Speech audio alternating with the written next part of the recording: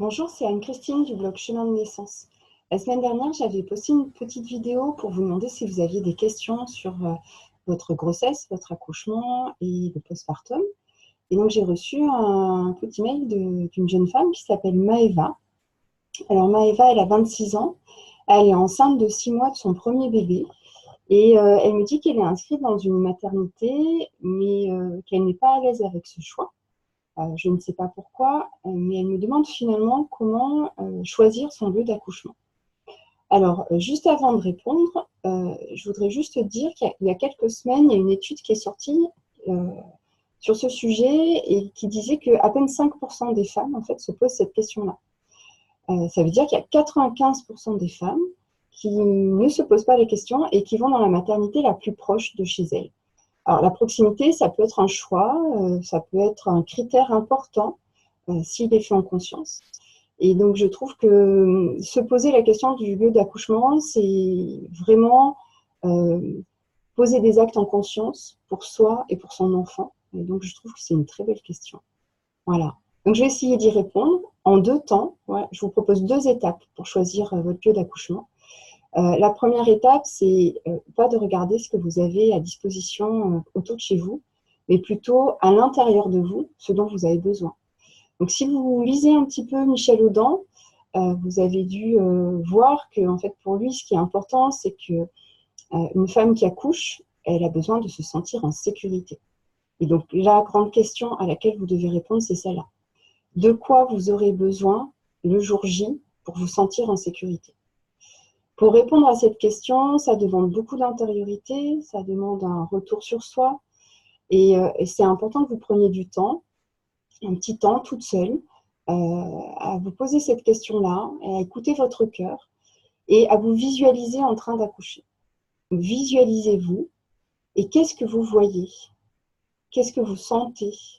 Quelle est l'ambiance autour de vous?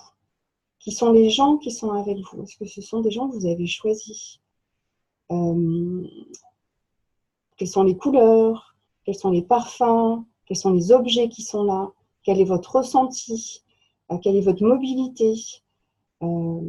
Voilà, essayez de visualiser tout ça. Alors, c'est peut-être plus facile de le faire aussi avec quelqu'un du monde de la naissance qui va pouvoir vous mettre sur des pistes de choses auxquelles vous ne pensez pas. Mais voilà, ça peut se faire aussi toute seule, avec beaucoup de lectures que vous avez dû faire déjà. Après, c'est important, une fois que vous l'avez fait vous, toute seule, de le faire avec votre conjoint. Et c'est vraiment pas un sujet annexe, le bien-être de votre conjoint. C'est important parce que si vous souhaitez être bien accompagné ce jour-là, si vous voulez qu'il soit pleinement présent pour vous, alors il faut prendre soin de lui aussi et il faut que lui aussi se sente en sécurité. Donc faites ce travail avec lui aussi, c'est-à-dire posez-vous la question tous les deux. Qu'est-ce qui est important pour vous, pour lui, de quoi il a besoin ce jour-là pour être en confiance et en sécurité. Donc, vous allez avoir tout un tas de besoins qui vont apparaître.